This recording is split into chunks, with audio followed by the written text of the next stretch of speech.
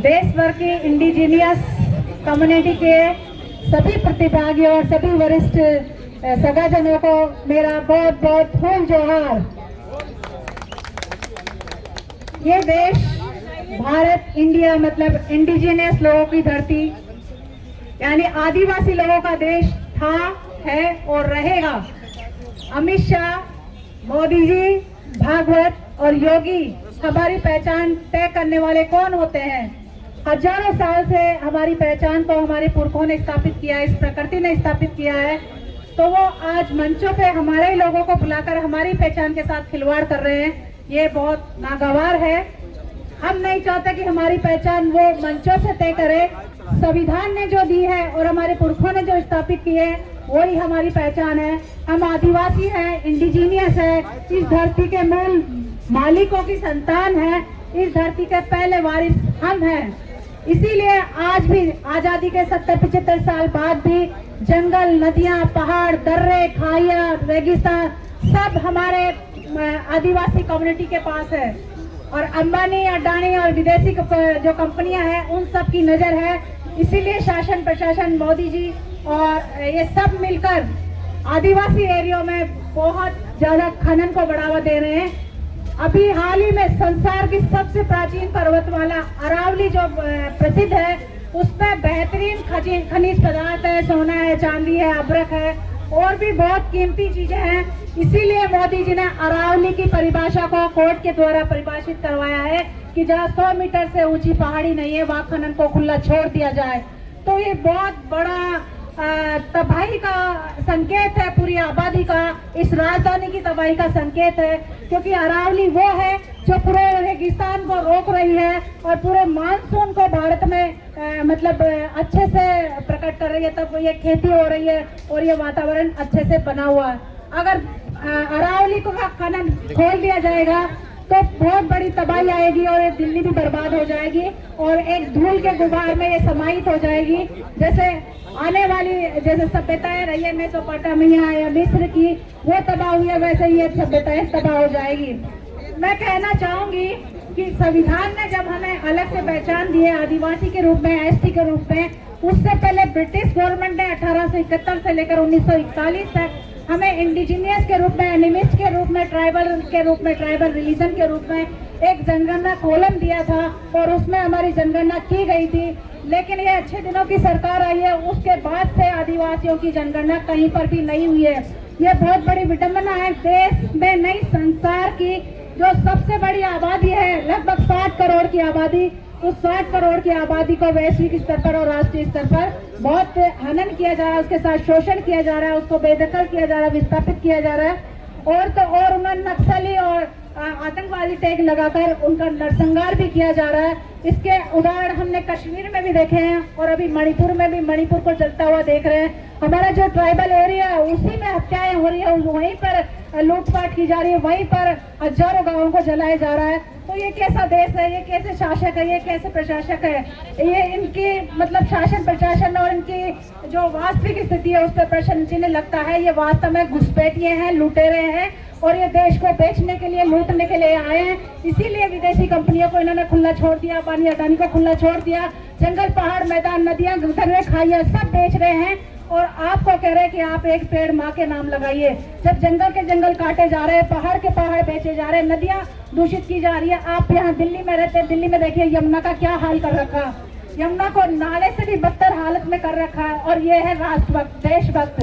ये गाय के नारे लगवाते हैं, राम के नारे लगवाते हैं, हनुमान के नारे लगवाते हैं, शबरी के नारे लगवाते हैं, लेकिन ये कभी नहीं कहते कि ये देश आदिवासियों का है। और आदिवासियों को ब्रिटिश सरकार ने एक अलग पहचान दी थी एसटी के रूप में, अनुसूचित जनजाति के रूप में, उसको भी ये स्वीकार नहीं करते और हमें वनवासी घोषित करते हैं। तो वनवासी कौन थे मैं कहना चाहूंगी, बताना चाहूंगी, जो घर से निकाले गए, इनके पौराणिक ग्रंथों में या इनके जो काल्पनिक ग्रंथ है उनमें जो उनके माँ बाप के द्वारा या उनके परिवार के द्वारा जो निकाले गए थे वो थे वनवासी। उनको घर से निकाला गया था और वन में भेज दिया गया था ताकि वो 12 वर्ष या 14 वर्ष निकाल के आए। तो कौन थे वनवासी? आप लोगों को बहुत अच्छे से मालूम होगा। रामायण के राम है तो महाभारत के पांडव है। तो राम और पांडव आदिवासी नहीं थे, वो आर्य थे। अगर उस कहानी को सच माना जाए। और उनके खिलाफ या उनके साथ लड़ने वाले कौन थे? वो थे आदिवासी। क्योंकि जो सोने का हिरण है आज अंबानी अंडानी को दिखाई दे रहा है, वो उस वक्त राम को भी सोने का हिरण दिखाई दिया था, इसीलिए वो जंगलों में गया था। सीता तो एक बहाना थी कि उसने हिरण को दिखाया। सीता ने तो बहुत कुछ दिखाया होगा, उनको तो नहीं देखा उसने, हिरण को ही तो दिखा। और वो भी हिरण सोने का। आज तक आपने देखा सोने का हिरण? वो सोने का हिरण आप इनकी तबाही के मंजर और इनकी नदियों को देखो कैसे जहरीली बना रखा कि उसका पानी भी ये नहीं पी सकते।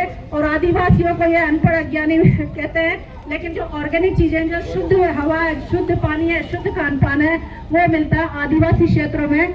तो सोचिए कौन अज्ञानी है, कौन नक्सली है? नक्सली वो है जो प्रकृति का नाश कर रहा है, इंसानियत का खून कर रहा है और मानवता को तड़प तड़प कर जिलाने के लिए विवश कर रहा है।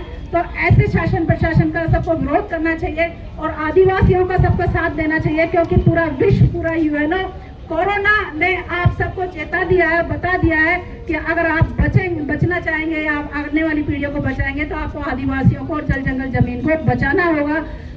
बचे वही थे जो प्राकृतिक पर्यावरण में रहे, बाकी जो तबाही आई थी, जो लाशों के ढेर गिरे थे, वो महानगरों में गिरे थे और फिर ग्रामीण क्षेत्रों में जाकर उस पर रुकावट लगी थी या वहां जाकर वो बचे थे। और आने वाले समय में भी ऐसी तबाही ये लोग लाएंगे और आप लोगों को सामना करना पड़ेगा। तब भागकर आपको वही जंगल, नदी, पहाड़, दर्रे, खाइयां मिलेंगी जहां आदिवासी ही आपको बचाएंगे।